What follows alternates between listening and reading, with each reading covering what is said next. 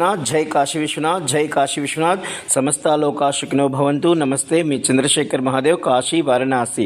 కాశీలో కాశీఖండం 8వ అధ్యాయం, 78వ అధ్యాయం, 79, 81 అధ్యాయాలలో యముడు కాశీ ప్రవేశం, తపస్సు, లింగ ప్రతిష్ట, ఘోర తపస్సు, శివ కేశవుల అష్టోత్తరం, ధర్మకూపం, పితృదేవతలకు వరములు, ఇలా అనేక వివరముల గురించి వివరించబడి ఉంది.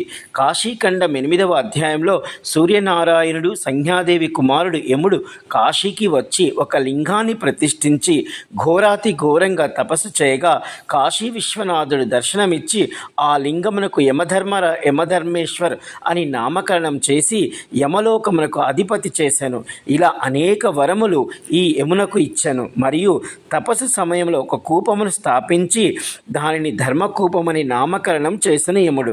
ఈశ్వరుని అనుగ్రహం పొందిన యముడు శివస్థుతిని, శివకేశవ స్థుతిని, అనేక వరములను మానవులకు, పితృదేవతలకు కల్పించను. అందులో ఒకటి,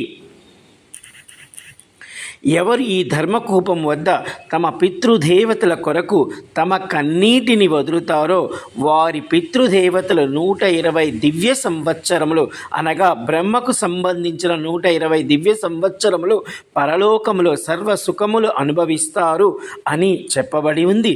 ఇలా అనేక వరములు ఆ లింగ పూజ వలన, ఆ కూపం వలన ఉన్నవి. జై కాశీ విశ్వనాథ్. సమస్తా సుఖినో భవంతు.